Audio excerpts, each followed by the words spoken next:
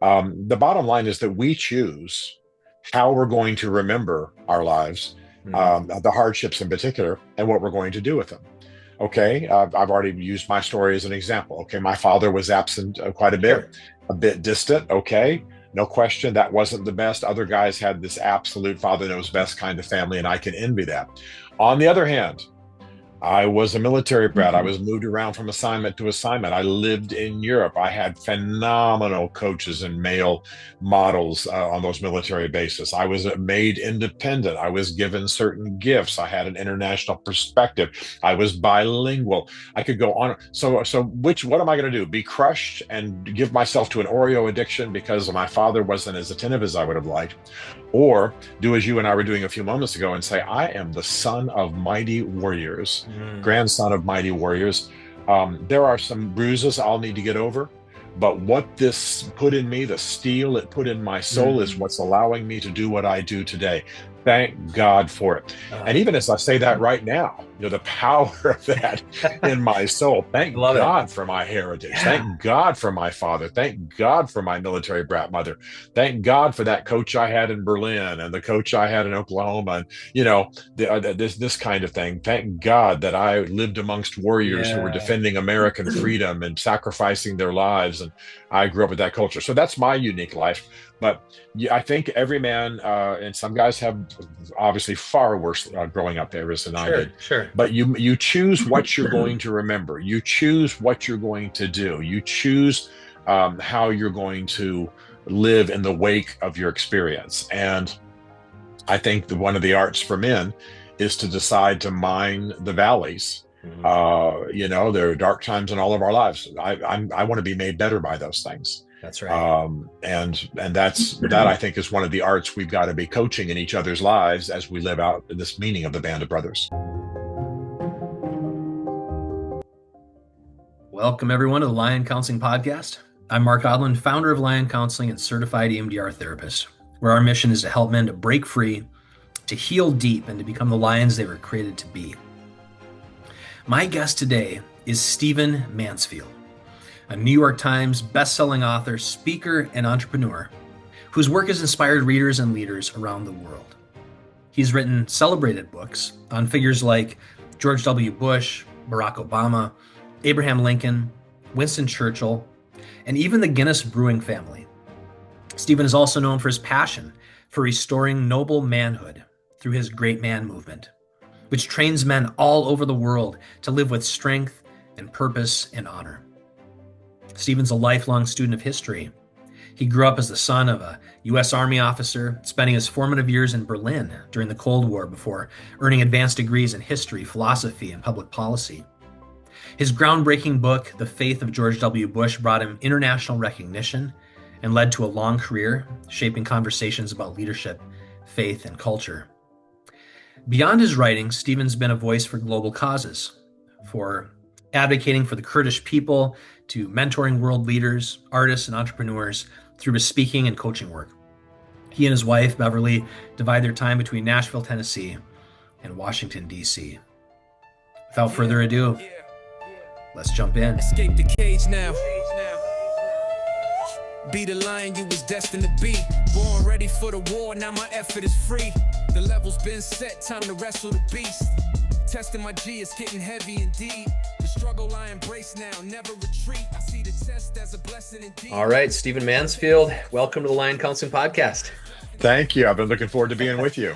I Yeah, appreciate what you do very much. I appreciate that. And it's so good to meet you. I mentioned in our email that I first I don't know how, I kind of knew of you, but until the Dave Ramsey EntreLeadership Summit, that's when I kind of discovered your work. And now I'm going down the rabbit hole of your audiobooks, which has been pretty fun. I like it a lot. But yeah, I was really struck by your passion for men, and also seeing that you're a man of faith, and there's just a lot of overlap in the men that we serve and kind of the mission, even tackling it different ways. Looks like you do some coaching as well as speaking and writing books. And maybe for the guys out there who haven't heard of your work yet or haven't heard of what you do, maybe just a little bit about your work, kind of how you became passionate about doing the work that you do, and then we can go from there. Sounds great. I can do that best with a story. All right. I was raised son of a U.S. Army officer, lived in a very masculine, wonderful, military environment. My experience was amazing growing up, and we Hmm. lived in Europe. My father was special forces and Wow. military intelligence, and so on. Fine life. Became a Christian. Went to Christian school. Went on to serve in churches and so on. But the turning point came for me, and I'll tell the story fairly quickly. Yeah. Because I was working with the Kurds. I live half the year now in Nashville, half the year in DC. Hmm. And as many people will know, the Kurds began to pour into Nashville when Saddam was persecuting them. Wow. So I began to work with the Kurds, and that landed me in Damascus, Syria. Now, that's Hmm. before the current civil war, trying to get some paperwork straightened out so I could get on into Iraq and work with the Kurds in Iraqi Kurdistan. Okay, there's the background. One of my friends at the time was Speaker of the House of the Syrian Parliament. I know this all sounds very involved, but it's not. It'll get Hmm. simple in a minute. He got disturbed that his American friend was stuck in Damascus, and so he pulled together a bunch of guys to have a party on a roof and just kind of give me some friends and celebrate a little bit and eat a little bit. So it was a badly scripted party. We got up there. I don't speak Arabic. Most of them didn't speak English, and so they'd shake my hand and nod and welcome Hmm. to you, kind of thing. It was a lot of fun.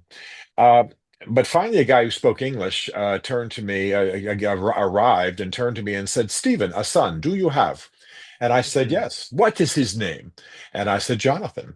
Hmm. And he said, "Then you have a new name." Well, it turns out that in Arab culture, being a father is such a honorary thing that they give the father an honorary name. It's Abu, which is means father of, Hmm. and the shortened version of the son's name. Well, my son's name is Jonathan, so he said, "Your name is Abu John." When Hmm. that was announced, they began to celebrate and dance and eat and Hmm. hug me.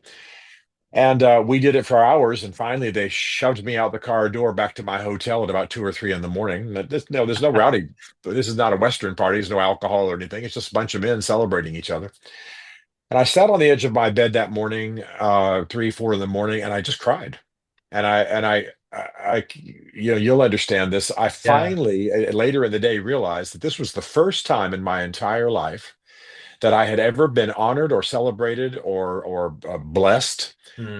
for a certain phase of my life as a man. You, Yeah. you know how we are in the Western world. We're not those of us who are Christians are not Jews. Our Jewish friends have the bar mitzvah where they welcome the son to the Right. son of the covenant when he's 13. Other faiths have that, but I had graduated high school, gone to college, graduated college, gotten married, had a son, and at no time did any group of men ever sit down, give me wisdom, pray for me, bless me, Wow. give me a sword or whatever we Yeah. do it now more. But all that to say, I began to think about, and I was 35 at this time. I began to think about the fact that most of the men that I knew Hmm. had very little fathering, no band of older men around them, Hmm. largely unaffirmed, largely no wisdom passed on to the next generation. Now, there were a lot of people ahead of me in this study and writing in this field. Sure. I'm sure you were, in fact. But for me, this was new. And so I came back to the States after that trip, began to look at the men that I knew, and began to pay attention to what had gone wrong. And as a PhD in history, I began to scan history a bit. And finally, I wrote a book called Mansfield's Book of Manly Men, Hmm. and it exploded. And the reason it exploded, I think, it was just God working. But Glenn Beck got very excited Uh-huh. about it, got on the air and said, "This book's going to change America." And the book just exploded in sales, and that launched me in something I was hoping I would have a chance to work in, which is the men's movement. Yeah. A good, noble Christian men's movement. Since then, I've written other books, Building Your Band of Brothers, Men on Fire. I speak all over the world for men. I've got an organization called Great Men Global, with a fine board of Nashville leaders. And we are rocking. We're going to fund an app for men all over the world, and to Hmm. shove content through that app. And we're going to do an international leadership conference in Nashville once a year, and all kinds of things, other tactics that we have for helping men. But that's how I got into it. Hmm. That's how it started. And being an author, my entree into that space is largely books. And by Yep. God's grace, those particular books have been big sellers. And so I'm very grateful. Very grateful. Wow. That's the not so short story. That's amazing. What a journey, and it is interesting how those moments in our lives, like you said, having that celebrated, being a father was kind of a turning point for you. I had my own version of that, not quite a rite of passage, but a few years ago, my own father died, and that was a big moment in my life, and kind of led to a kind of a I don't know, dark night of the soul, if you will. Yeah, It was a pretty rough time. Had to be very intentional about my healing process. But on the other side of it was birthed kind of this new ministry that was focused on men. And I'd been a therapist for many years already, but I had a pretty broad general practice doing a lot of trauma therapy. But kind of a few years ago, I had just kind of had this vision of, and this is my little story that sounds a little woo-woo, I'm kind of a pretty rational Christian in a lot of ways, but I kind of had this vision where I was kind of hacking my way through this jungle and came to this clearing.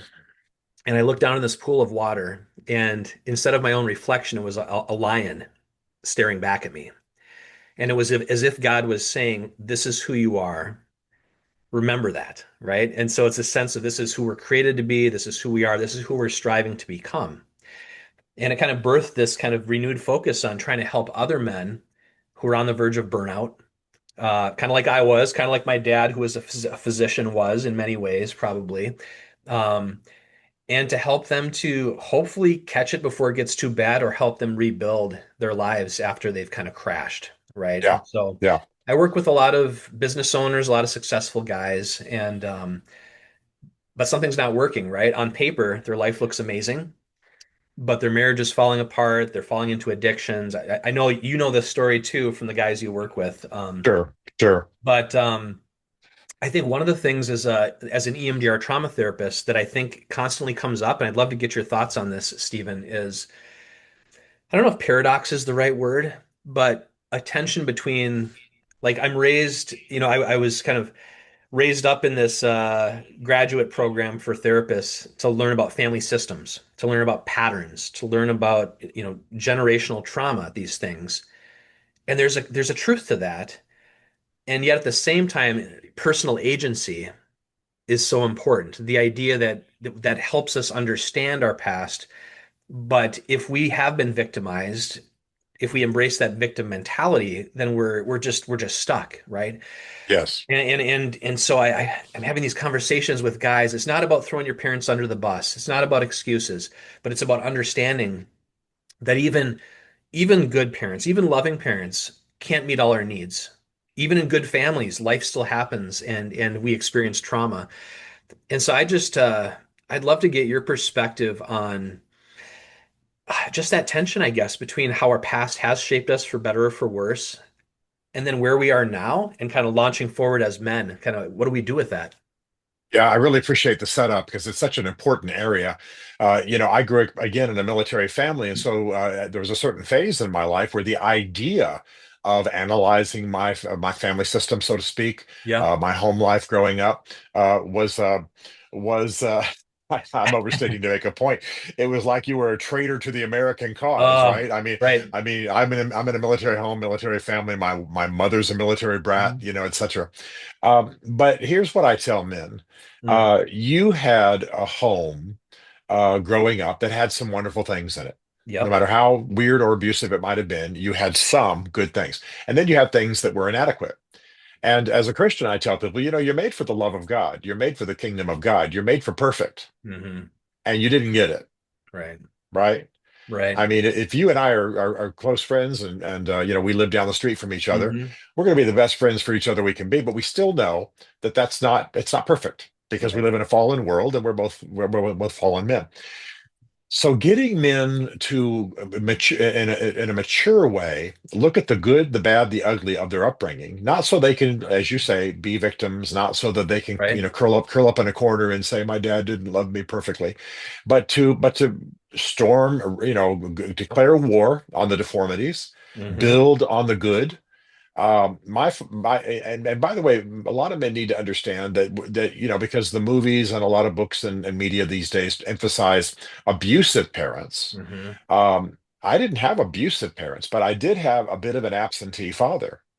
Now he was absentee because he was fighting the Vietnam War, and he was in Korea, and he was on maneuvers, and he was probably, although this will never be declassified, sneaking into Russia in the et Mm. cetera, as the G2 in Berlin and so on. Wow. So it's not like I can say he was off playing golf and ignoring me, But that doesn't change the tracks in your soul. Your father's not around, and so I go out in the world a little less prepared than I should be. I had to have a friend in college teach me how to shave with a straight razor. I used electric, of course. That's easy. So the point is not poor Stephen. The point is, Right. hey, as we grow up, as we get strong, as we get other men around us saying, "Hey, glad for the good you have. Let's look at what you didn't have, and then let's fix it. Yes. Let's make it better. Let's be aware of it. Let's go forward." Um, you used, if I may rant on just for a moment, Yeah. you used the word agency. Well, again, I don't mean to make too much of my military No. brat background, but my wife is an amazing artist, and she will walk into a room and change everything to make it more beautiful and comfortable. Uh, I am a military brat, and when you're a military brat, your parents don't go with you and choose among 15 different houses. Colonel, here's your house on post. This is where you're living. Enjoy. You take the house they hand you. You right. take the bedroom you're assigned. You're not painting it. You're not remodeling it. You're not. In other words, the sense of being able to remodel the world for you is not there, and that actually, in a rather small and humorous way, as I went through life, uh, it kind of hindered me Yeah. in that I didn't look at things going on around me and go, "Hey, we can change this. I'm going to run for office. I'm going to bust out of this box. I'm going to go after this. I'm going to fix the." No, you take what you're assigned. Right. In fact, Bev sometimes, my wife, Bev, she sometimes teases me and says, "Look, I'm asking you what you want for dinner. Surely you can exercise enough of your own will and preference to tell me what you want for dinner." But again, I'm not abused, but there's a sense in which you have the agency taken from you. And certain of our experiences as men growing up do that same thing. I can't choose. I can't declare myself. I can't own the space. I can't be the man I'm called to be because Yeah. circum. And that I think that what you do essentially very much very important in getting men to reclaim their agency, but also the healing that God wants to effect in our souls causes us to own up to who we are as men and be Right. what we're called to be in our circumstances. That's beautiful. Yeah, I mean, when you were saying that, Stephen, it just made me think. I think an old religion professor once put it this way. It was when we think about freedom, it's not just freedom from, right? Freedom from obligation, freedom from duty. It's freedom for, right? It's freedom Right. for the service of other, freedom for a greater mission. And so yeah. And also on a humorous note, I can resonate with how our wives complement and balance each other out, right? It's like it's so good. It's so good that we have someone to be in the trenches with and go through life with like that. And yeah, Well, okay.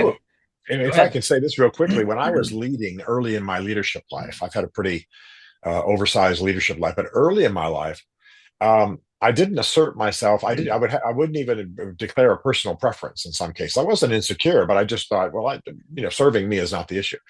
Finally, my number two in that organization came to me and said, people are feeling insecure because you're not saying, I want this, I want this, I want Huh. that. Please have that done by Friday.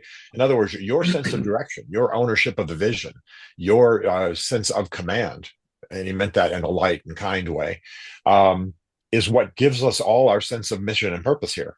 So Hmm. if you're going, oh, that's okay, you don't have to do that. Oh, if you get it done whenever you can, that's fine. If you're always trying to be Mr. Nice Guy, you're sending ripples of insecurity through this organization. Well, men can do exactly the same in their family, exactly the same in their companies, exactly the same to their own soul, to their band of brothers. And so that was a really good lesson for me. Listen, step up, own the vision, own who you are, give us instructions. We're all standing around waiting to know who we are by virtue of how you align what we're meant to do. And Hmm. a man has to do that with himself and his own soul first.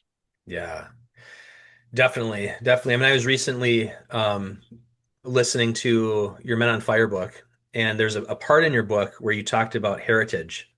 And Yes, and being able to, yes, of course, it's a checkered past. Of course, there's good and bad in our history and in our ancestors, but we long to latch on to the good and the noble and the things that are worth admiring. And to know that, I don't know how you put it very poetically, but it was as a line about kind of almost like it's surging through us, it's flowing through our blood, our veins. And that's part of us. And that's part of our yes, identity, not only as a child of God, but from this like incredible heritage that we come from. That's an unbroken family tree of survivors yes. who went through unspeakable odds. I mean, I'm in a process right now. My family has a Norwegian ancestry, and so I've done a lot of genealogy work. And this last summer, we had a chance to actually go to Norway and visit the original Odland farm Great. next to the ocean, and to just see this, touch the soil, and to be there and to think about our ancestors who had the guts to sail across the ocean and come here for an unpredictable and not guaranteed life, but that they took the risk. And so I think being inspired by guys like you, Stephen, it reminds me to think about how can I be more intentional about passing these stories on, passing this identity on to my children. Because I've got two boys and two girls, and my oldest boy is 14 and my youngest boy is 7. So it's kind of like I've got these two different ages, and they both have unique needs for how I can kind of raise them up and to help them build that identity um, so I just wanted to share that I appreciate what you've written, and that's another kind of surge in my step as I continue to do that for my kids. So Well, I appreciate you putting your finger on that topic. It's one I'm passionate about, and I talk to a lot of men who, I got friends whose fathers their whole life were in prison, and so the son initially is like, well, I'm the son of a murderer, I'm the son of a mafia member, or he's kind of beaten down by it. And I go, hold up, hold up, hold up. Aren't you Italian? Aren't you from that region in Italy that did so and so? Aren't you descended from so and so? Before long, you can just see their inner man, and in mm, my case, I can, on the one hand, be feel stupid and insecure because my father was busy and just didn't have a lot of time for me.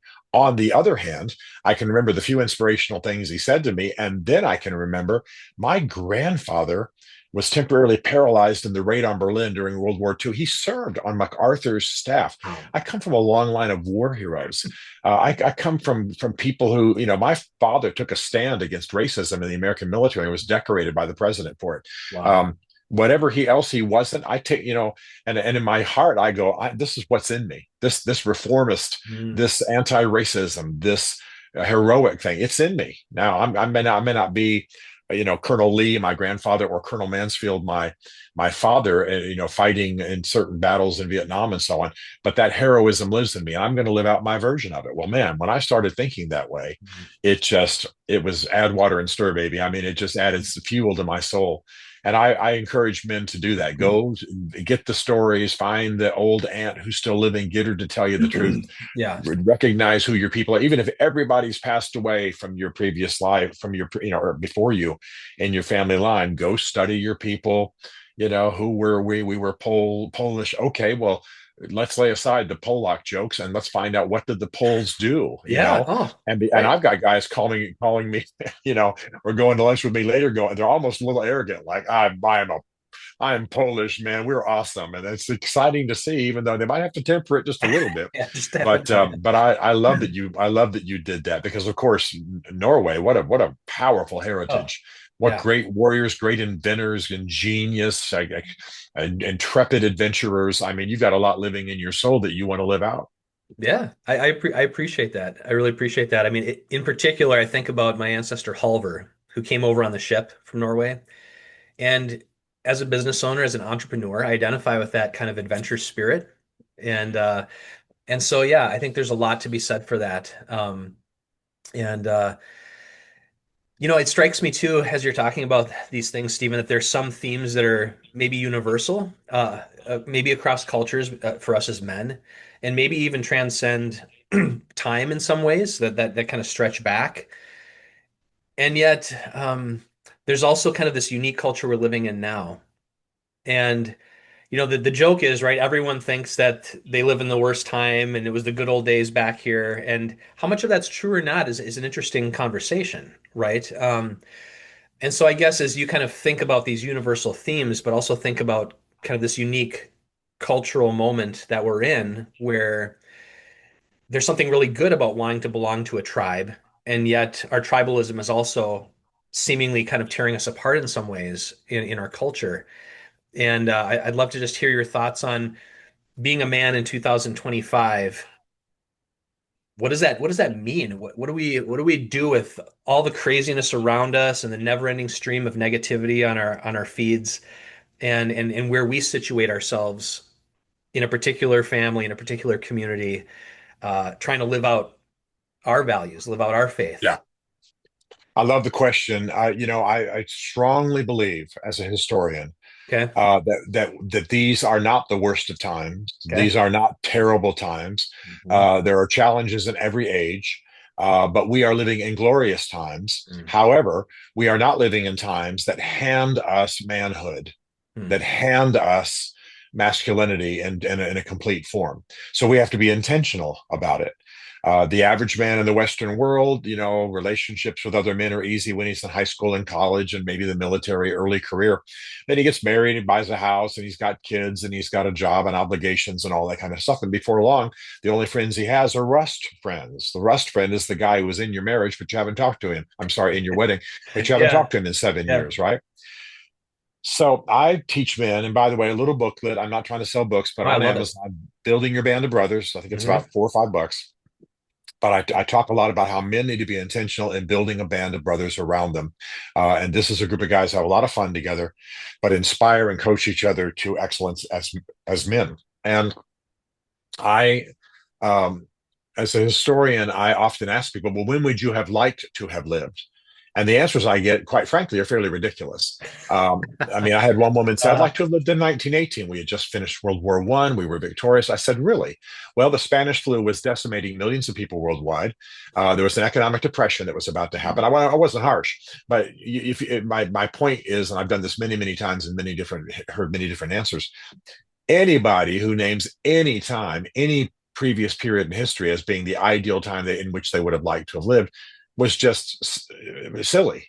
yeah. Because there were always challenges, there were always threats, there were always plagues, there were always wars, there were always criminal things. I had a beloved black friend of mine once say, I'm thinking the 1950s might have been great. Really? When the Klan, I mean, you people of your skin color, this is one of my dearest friends, were being hung, you know? Mm. So, I mean, there's not a perfect time. My point in all that is one of the arts of manhood is drawing good out of the times in which you live. Right. If you live today, you are living in the top 1% of everybody in human history economically. We got a little box in our pockets that's got more computing power than what put men on the moon Wow. initially.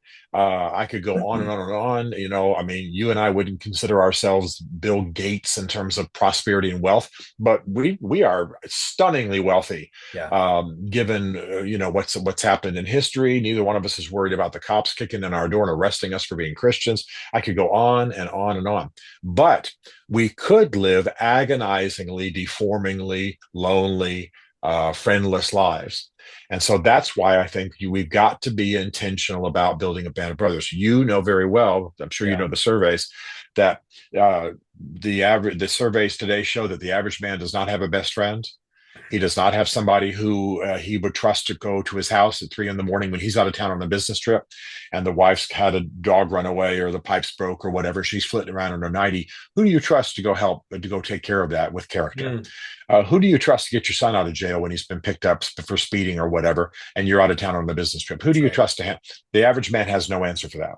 He Mm. has no best friend. He has nobody close. So my point is, yeah, we need to understand first of all the great gift that our times are to us, despite all the blow ups. And by the way, everybody needs to look in the mirror once in a while and say, "This too shall pass." Again, I keep Sure. citing the fact that I'm a historian, not to give you my resume, but to say Yeah. I've watched these things time and time and time again. They last for a short while. Mm. Presidential administrations, certain cultural trends, certain deformities in culture, they will pass. Huh. In the meantime, what kind of man are you becoming? How are you challenging the times? How are you challenging Mm. yourself? How are you being intentional about being the best man you can be? It's not going to happen automatically. Generation or two ago, 200 years ago, you had men who grew up in tribes and grew up with tight families, and Mm. the lore of manhood was passed on to the next generation because it was essential for survival. But now that's not true, Uh, and so you've got to be intentional. So that's the message I try to get out to men is, look, the times are awesome, but they're good. But you can be just as deformed now as any other period in history if you aren't intentional about building a band of brothers and becoming the man you're called to be. wow. That's so interesting, Stephen. I and it's the word deformed doesn't come up a lot in our vocabulary. So I'm struck when you say it. And it actually reminds me a little bit about the founder of this EMDR therapy that I do for PTSD and trauma, is her conceptualization for how kind of a cause of why we have so much dysfunction is because our memories become maladaptively stored, which is kind of another synonym for Yes. deformity, I guess, in a way. And so we kind of have these pockets of experience that we accumulate throughout our lives, some of them painful and some of them good. And then our brains look for associations, right? They look for patterns, they look for similarities, they look for how to seek pleasure and avoid pain. And if your deepest pain is something like I'm unsafe or I'm a loser or I'm helpless, then your brain is going to scan your present for anything like that. And you're going to avoid it like the plague, unless you have the courage to see what's happening and inoculate yourself against it, kind of like they do in exposure therapy, right? For phobias um, or with EMDR therapy, where we're desensitizing these painful experiences. And so I talk with guys a lot about how it's not a matter of if there'll be pain in life. It's whether you sit back and just let it swallow you and let it happen to you, or whether or not you embrace some of it on your own terms, strategically with intention. And so I think, because I think sometimes we do have this illusion that if I can just kind of thread the needle just the right way and pursue comfort, I can kind of get by with this good life. But it doesn't seem to work. It seems to catch up with us. And Well, as you know, that's just yeah, medicating. That's just yeah, medicating. right. I joke that I have a low-grade addiction to Oreos. So if all I'm doing is sitting in my living room eating Oreos by the bag full and trying to insulate myself from the world, I like the kind of crass phrase or pulling the diamonds from the dunghill. The bottom line is that we choose how we're going to remember our lives, Mhm. the hardships in particular, and what we're going to do with them. Okay, I've already used my story as an example. Okay, my father was absent quite Sure. a bit distant. Okay, no question, that wasn't the best. Other guys had this absolute father knows best kind of family, and I can envy that. On the other hand, I was a military brat. I was moved around from assignment to assignment. I lived in Europe. I had phenomenal coaches and male models on those military bases. I was made independent. I was given certain gifts. I had an international perspective.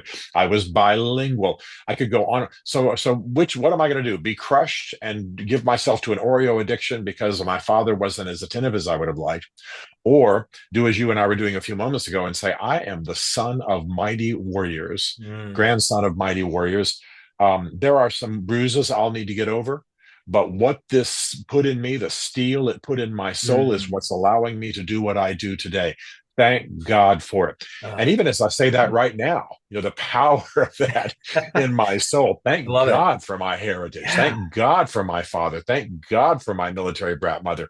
Thank God for that coach I had in Berlin and the coach I had in Oklahoma, and this kind of thing. Thank God that I lived amongst warriors who were Yeah. defending American freedom and sacrificing their lives, and I grew up with that culture. So that's my unique life. But yeah, I think every man, and some guys have obviously far worse growing up areas than I Sure. did. Sure. But you choose what you're going to remember. You choose what you're going to do. You choose how you're going to live in the wake of your experience. And I think one of the arts for men is to decide to mine the valleys. Mhm. There are dark times in all of our lives. I want to be made better by those things. That's right.